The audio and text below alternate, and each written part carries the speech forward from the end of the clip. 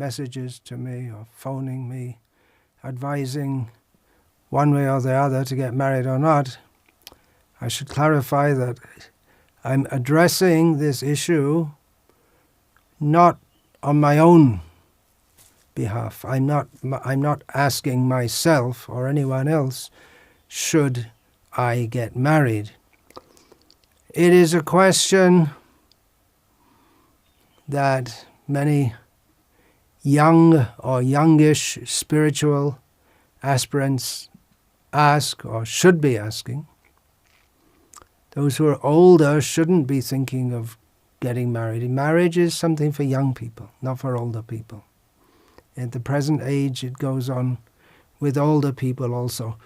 Now, before I get into talking about this more, I should address the issue which is inevitably raised by someone when I talk on topics like this. Why should I, as a sannyasi, be discussing such things anyway? For a somewhat elaborate or structured discussion of this, please see my book, Mothers and Masters. I've been questioned why I wrote such a book. In brief, I have to instruct my disciples or anyone else who wants to listen, because the sannyasi is supposed to be the guru of all the varnas and all the ashrams. I'm supposed to instruct them in a manner that is suitable for their spiritual advancement.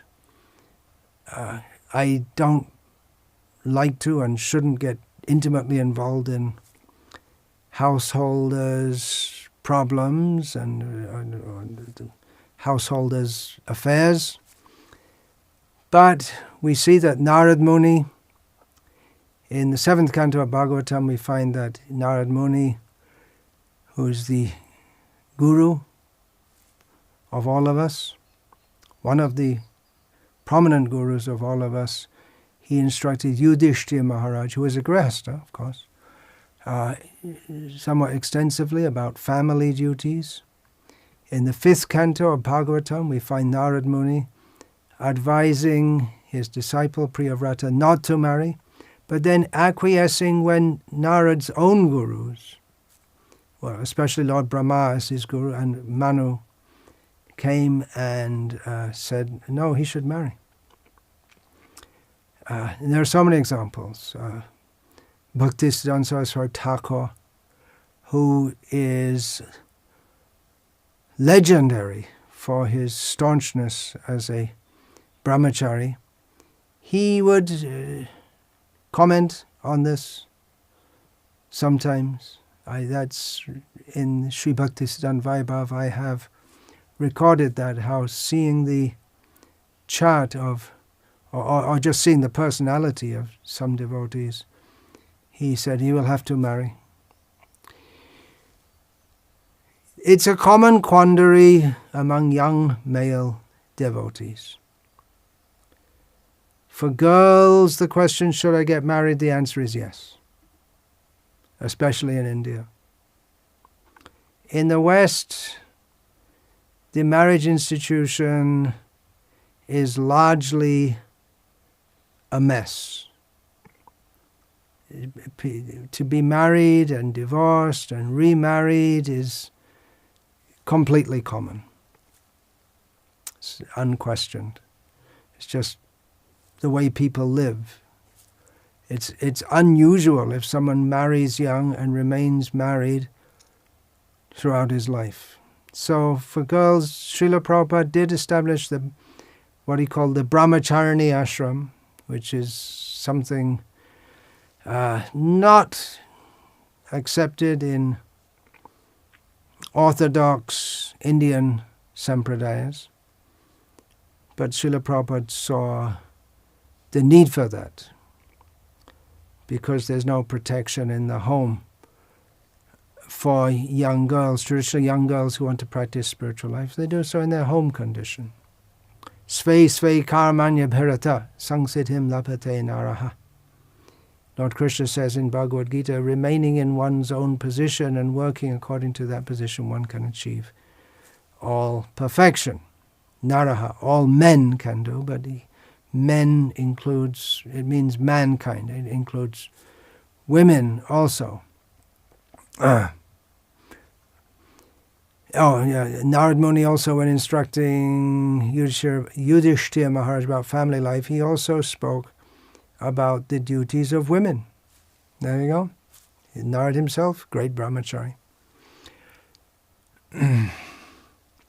So women, this talk is going to be mostly for young men, because women should get married. In India still the family institution is strong. Not without difficulties, but it's strong. And for girls to remain unmarried is against the ordinary Dharma recommended by Manu and all the compilers of Dharma Shastras. Srila Prabhupada referred to Vingshati Dharma Shastra, 20 Dharma Shastras, prominent ones. Dharma Shastras are those which given by sages, which give guidance on and rules on how to live in this world, conduct one's material life. So that is required. And if girls don't, if they want to just, then what do? Either they go out to work in some office or some in the modern age, and then they're subjected to the desires of men. It's not the proper way that young girl, they shouldn't. The point is that women should be restricted in whom they mix with. Men also. The restriction between men and women is a basic principle of any civilization, actual civilization. But that's not possible if women go out to work. If they remain at home, they remain a burden for their father and an anxiety for him also. Anyway, I won't get into it too much because I'm talking here about, it's understood for most women, at least in India up to the present time, that they should get married. And there are others who not, who don't. And what can you do? You can't. It used to be that they were married by force, as Srila Prabhupada used that term. But nowadays you can't do that. So a common quandary of young male devotees, should I get married or not? I started to put together a narrative for this talk recently when I received a letter from a disciple of mine, male, age 36, as I'll quote here, never married, who had recently joined the Brahmacari ashram in one of the centers I oversee. Previously, he held a prestigious position in one of the world's most respected institutions, but he left that being attracted by Krishna Consciousness. And after some time in the Brahmacari ashram, I think about 2 years, something like this, he wrote to me as follows: Guru Maharaj, this disciple of yours is finding it difficult to adjust in the Brahmacari ashram. As I see it, this is primarily due to the physical austerities. Being given permission, I had joined thinking that my body and mind would adapt to the conditions. Though I have been able to live a relatively plain life, still the ashram standards have always been a struggle for me. Most of the brahmacharis are very dedicated. They are also able to lie down at any place, walk on the muddy floor, barefoot, unperturbed, bear the sun, and still continue with services. And also, though purity standards are unmatched, mundane cleanliness at times becomes an issue. Maybe he's, I don't know, maybe referring to the muddy floor.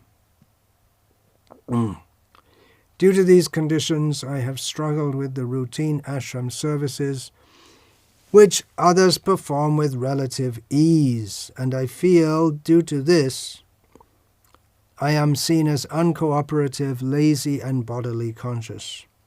Also, Guru Maharaj, on the point of getting married, although I am strongly attracted to the opposite sex, I cannot bear the thought of being a supplier of lipsticks and saris and talking of silly things of the world and of expanding the network of relatives getting sucked into the society. I would find it even harder to live with a female companion than with the Brahmacharis. My body has also completed 36 years of age. I hope marriage will remain out of the question.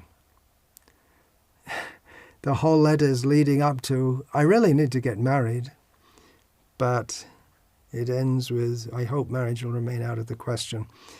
In my reply, a quote from my reply, I wrote, "To live happily in the ashram, as do the other brahmacharis, simply requires a mental adjustment.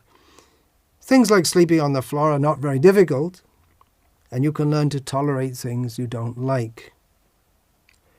I must say, to me, the fact that the whole ashram area is not paved and it's grass or mud floor, well, it's dirt floor, and when it rains it becomes somewhat muddy. I never really thought about it myself as being a problem. Things like lying on the ground, bearing the sun. It's India. It's hot sun, right? It's not that you have to sit in the hot sun all day, but when you go from one part of the ashram to the other, you go in the sun. And you may have to do some service outside also. Things like sleeping on the floor are not very difficult, and you can learn to tolerate things you don't like. Every man should be responsible. It is improper to, this is continuing from my reply, every man should be responsible.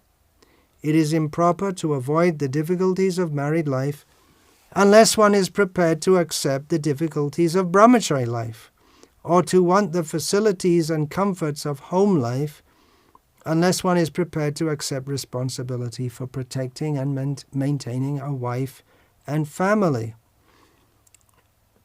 Yeah, you may not want to marry, but if you don't want to take the rigors of brahmachari life, then one should accept the responsibility of being married. There are so many young women in the world who require to be married. Children are to be produced. Just part of the part of life in the material world. It seems so obvious that it shouldn't need to be said. And someone has to do it. And it's not that all women are preoccupied with lipstick and... Yeah, that's there, that we find description in Shastra that women tend to be more bodily conscious, but some of them are very, very serious devotees. Some of them, many of them, very good, serious devotees. So it's not that every woman is materialistic. Then, no, that's finishing that quote. Now, if we desire to be free from the rigors of brahmachari life, well, actually, if we consider grihastha ashram, there are many rules and regulations to be followed in that also. It's not that it's all comfort. Especially the brahmanas, they have to accept, they voluntarily accept austerities.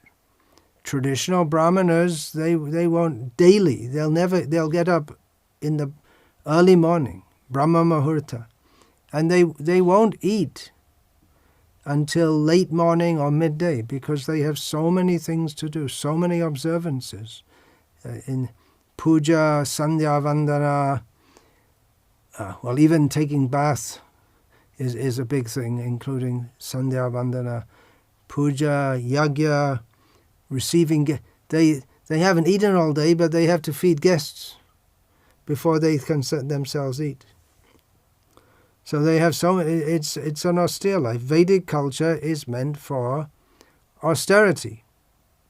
Even the kshatriyas, they in the Vedic culture, the kshatriyas and the vaishyas especially, they live an opulent life, or they can do. But they also, everyone has to observe fasting on prescribed days. Everyone has to perform Vedic duties. The Vaishya also, and Kshatriya, they should also bathe early in the morning, rise early in the morning, bathe even in the winter cold.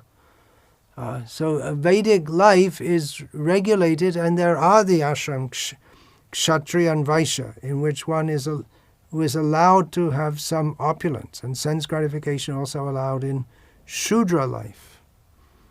But it's not meant for total indulgence, and Kshatriyas and Vaishyas who are allowed, are expected to accumulate wealth and have some comfort, they're also required to be married.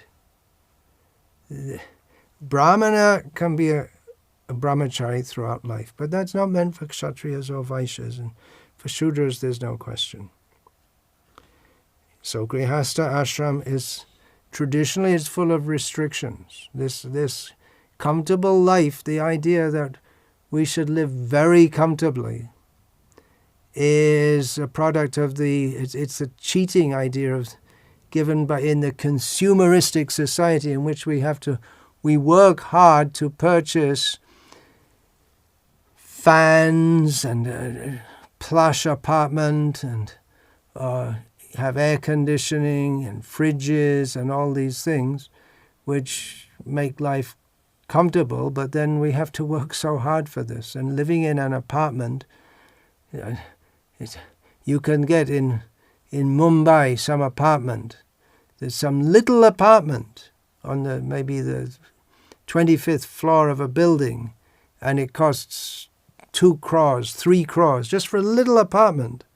Whereas in the village, people are living, they don't have any fancy accommodation, but they have so much.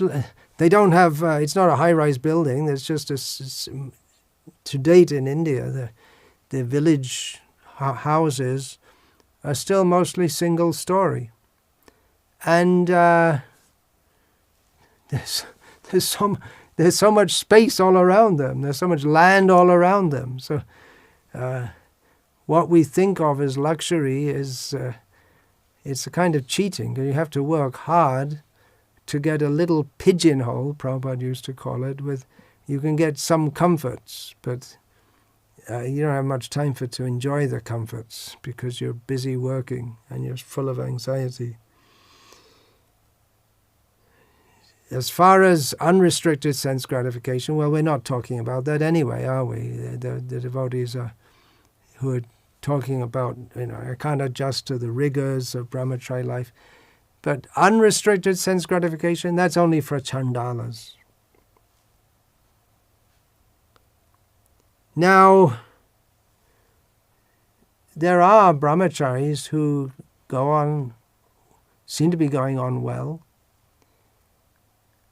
and then just suddenly they flip, and then they want to get married. Okay, if you want to get married, all right, do it. Or they may say, no, I don't want to get married, but at the same time they exhibit all the symptoms. They've been practicing as a brahmachari, but all of a sudden, no, I have to earn money on the pretext of supporting my mother and father, although they didn't think about that previously. It wasn't an issue previously, and the mother and father haven't been asking that you have to work to make money, or all of a sudden they just become attracted.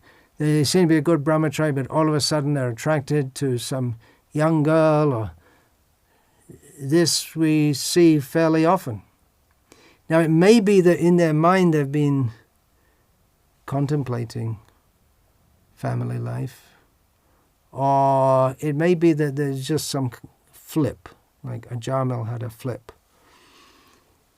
And they say, no, I'm just working, I have to work to make money for my family, but actually it's though they may not want to admit it even to themselves, there is the desire for family life, which, okay, we're not condemning you, but just we have to face up to it, that we have our conditioning. And let's live according to our requirements. If physically we require a situation where we want all the comforts that modern life offers, and then we should be married. Physically, it means mentally we're not in the right space. Literally, we're not living in the right place. Otherwise, if we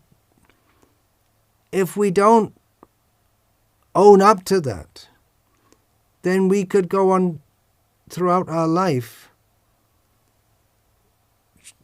struggling with desires.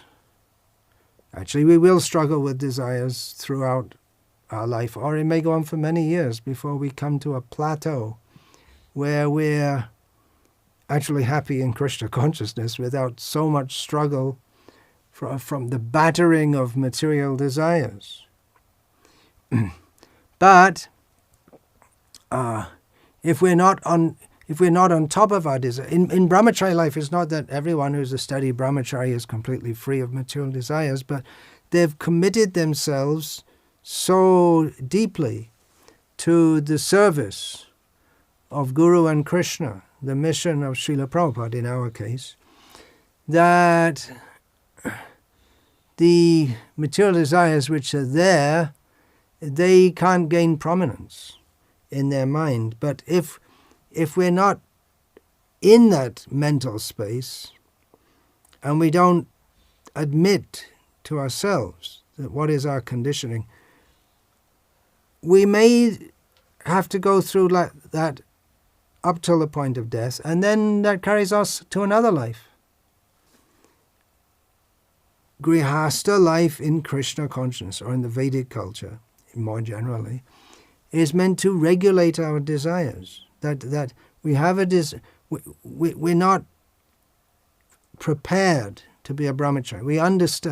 We understand the need for austerity and for detachment. Philosophically we understand, but practically we're not ready. So then you go to the ashram, where some comfort is allowed, with many restrictions, with responsibility, and then the desires can be regulated. Sexual indulgence is regulated, and one is able to produce children, which is the result of sex, and raise children and take the responsibility. And gradually, in this way, by regulating one's desire and going on practicing Krishna consciousness, can become detached. It may not happen when one is 16 years old or 26 years old, but if one goes through that process, then it should happen that when one panchas audvang vanang vrajet, by the age of 50, one should be ready to withdraw from direct involvement in family life and come to a platform of detachment. But if we haven't done that, and we just live in some grey area where we're not, you can do it. You can remain unmarried, not living in the brahmachari ashram, practicing Krishna consciousness, but not... Yeah, but why should one do that? One's neither here nor there. I say, I don't want to get married, but I'm not ready to be a brahmachari. But then that means you're not accepting any prescribed process to become purified. The brahmachari process is for purification, the grihastha process is for purification, but just being unmarried and not being a brahmachari. Brahmachari doesn't just mean unmarried, it means living in the brahmachari ashram. Brahmachari guru kule vasandanto gurur hitan. Living in the guru griha. Living in the house of the guru, in the brahmachari ashram. So, if one is not ready for that, but he's also not prepared to take up grihastha life, which is meant for purification, then he'll go throughout his life and not make progress. Krishna consciousness itself is a very powerful purifying force. No doubt, it's the most purifying. But at the same time, traditionally it has been practiced on the background of Vedic culture, Varnashram culture, which Srila Prabhupada also wanted to establish all over the world, because we see that Srila Prabhupada himself saw that so many devotees, they take to Krishna consciousness, but they don't remain steady. They fall down, they may fall down even from sannyas. They're supposed to be a brahmana, but then they run off with someone's wife. So Srila Prabhupada wanted training, and then we can have actual brahmanas, actual kshatriyas, actual vaishyas, actual shudras, an actual brahmana, kshatriya, vaishya, shudra, and actual brahmachari, grihastha, vanaprastha, and sannyasi. Srila Prabhupada wanted this. He saw the need for it, which Krishna also sees the need for it. That's why Krishna says, Chatur varnyam maya shrishtam guna karma vibhagasha. Krishna sees the need for it.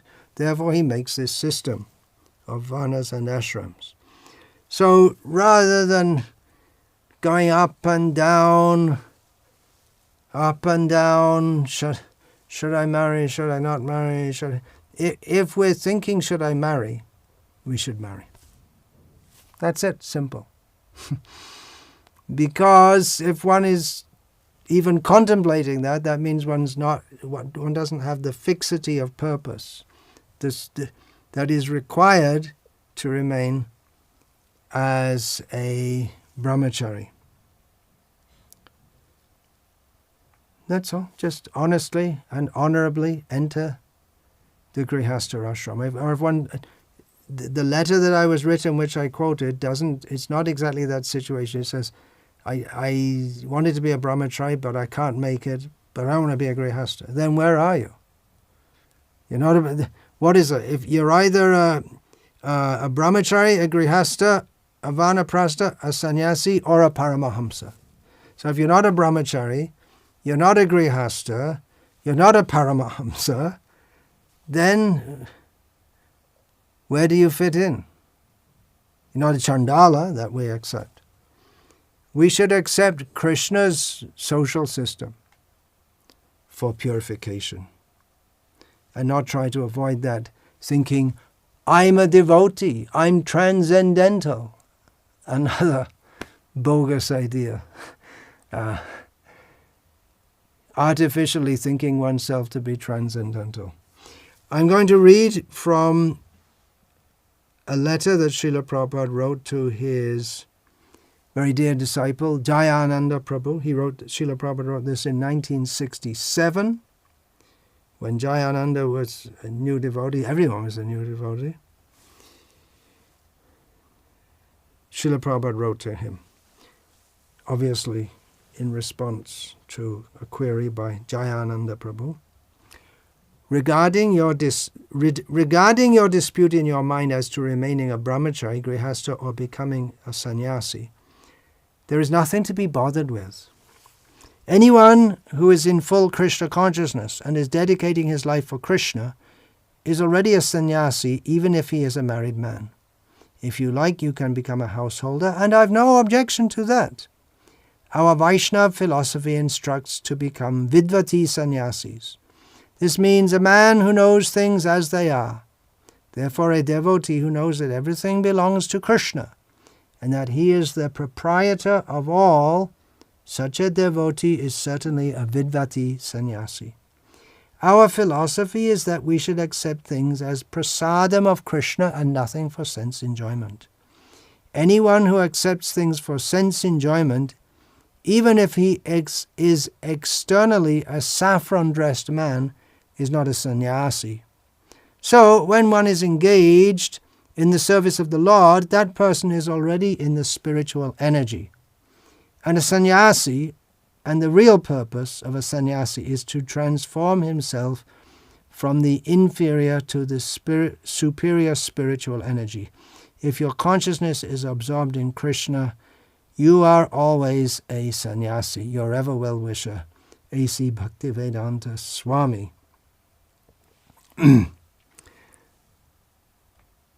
There's a dichotomy here, isn't there? Well, first let me comment a little bit on that letter. That the real point is to be absorbed in Krishna. That's the real point. Either as a brahmachari, grihastha, or sannyasi. But Srila Prabhupada doesn't say you just go to some imagined ashram of your own. Now, the dichotomy, I was going to go on to that. The dichotomy is that a sannyasi preaches, or should preach, and should have this outlook, that everything in this world is temporary, let us look to the eternal. The sannyasi is supposed to give spiritual instruction.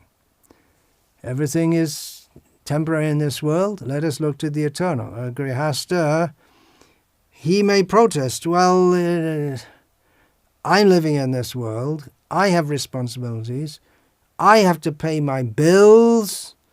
You can talk about the eternal higher principle, but I'm involved, entangled at the lower level. So be realistic, he may say to the sannyasi. For me, it's not realistic to talk about all these things, but actually the sannyasi is being realistic in a more complete way. Both are being realistic. The sannyasi is pointing to the ultimate reality, and the grihastha is pointing to the immediate reality. They're both levels of reality. The sannyasi instructs the grihastha, yet you do your family duties, but at the same time, look to the eternal. Namashray. Namashray kari jatane tumi takaha apana kaje. Chaitanya Mahaprabhu summarized it. Take shelter of the holy name with full attention and care, and at the same time continue performing your work in this world. In Bengali it's sometimes said, Hate kam, mukhe nam. You do work with your hands, and with your mouth you chant the holy name of Krishna. So the sannyasi is required to preach to the grihastha, preach him, to tell him, perform your family duties. Niyatam kuru karma tvam. Krishna told Arjuna, always do your duty. Karma jayo hiya karmana, sharira yatra pichate na prasiddhyada karmana. You cannot even maintain the body without doing some work. Therefore, work is better than the idea of just dropping out of society. Krishna told Arjuna, is to do your prescribed work. Philosophically, brahmachari life makes sense. If we think, well, I have to become detached from this world so I can go to Krishna.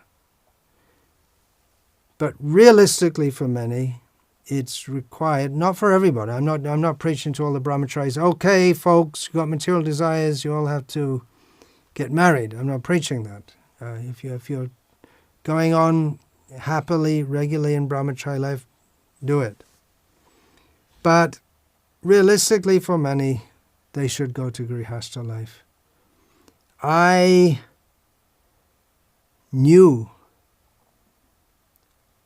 devotees, two devotees who were brahmacharis but who committed suicide because they weren't able to give up their masturbation habit. They could have just got married. Getting married doesn't cure sex desire in and of itself, but it gives us the divinely ordained means to do so. There may be a tension between grihastas and renunciants. It shouldn't be. There should be an understanding of each other's position. But there may be some tension. The renunciants, they may see the grihastas as sense enjoyers, whereas the grihastas may say, oh, the renunciants, they're fanatics, they're artificial. Go on, admit it. You got material desires, right? Yeah, I have material desires, but I'm able to remain steady in Krishna's service without being overly depressed or influenced by those material desires. So yeah, it's the duty of renunciants to stress on or to be fully concentrated on the nature of this world. Smara nityam anityatam. This material world, everything here is temporary. And his dharma, or how he approaches Krishna consciousness, is somewhat different to that of the grihasta. Sometimes it's said that brahmachari life, that is the quick path to self-realization, but it's also very dangerous. Whereas grihasta life is the slow but sure path. Of course, not completely sure, but it's the more safe. It's more safe that one doesn't, being protected by a wife, one is more safe from the danger of falling into gross illicit behavior. There are so many things to discuss. I won't get into all the details. I hope you can pick it all up. What is the harmonization of a grihasta who understands that human life is meant for God realization? And I really want to do more chanting and reading and get more and more into Krishna consciousness, but I'm stuck in my present situation. I want my present reality is far from ultimate reality. Well, it need not be so. Again, tako apana kaji, grihe tako, bone tako, sada hari bole dako. In family life, one can be fully Krishna conscious. Who's greater? A brahmachari who's struggling, or even a good brahmachari who's not struggling? Well, it doesn't mean you're a bad brahmachari if you're struggling, but a steady, fixed brahmachari, who's better, the average steady, fixed brahmachari in ISKCON or Bhaktivinoda Thakur? Who's on a higher platform? We're all the brahmacharis in ISKCON worship the lotus feet of Bhaktivinoda Thakur by, for instance, regularly singing the songs that he has composed.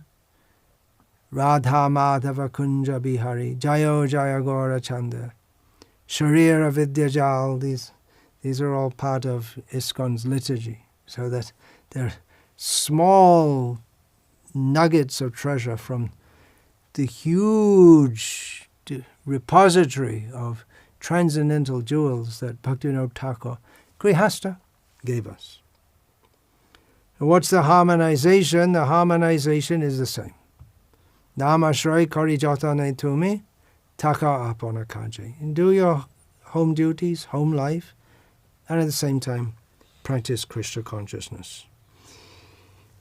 Many of the difficulties that we see devotees at the present time face are due to the breaking down of the old stable family system. It used to be in the West even that the families were stable, people got married, they stayed married. It was a once in a lifetime they got married. Nowadays, well, it's been like that in the West. They don't have any real culture of arranged marriages, although it used to be that, at least in Ireland until fairly recently, you'd have to get permission from your parents to marry, even if you find the partner yourself. But that family culture was very strong in some places. In Italy was famously very strong. That's breaking down there also. Everywhere it's breaking down. And increasingly throughout the world, and absolutely in the Western world, they're very proud of their civilization, but actually it's a mess.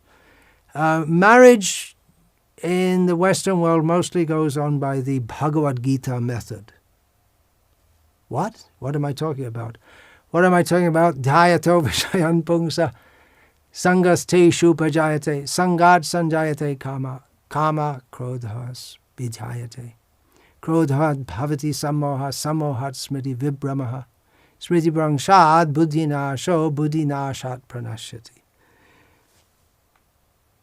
As Srila Prabhupada comments later in his commentary on Bhagavad Gita, talking about the Vishayendriya Samyogam, how happiness in the mode of passion is based upon the contact of the senses with the sense objects. So Srila Prabhupada gives the example, a young man is attracted to a young woman and they join together, they get married, or they don't bother getting married, but they just have sex.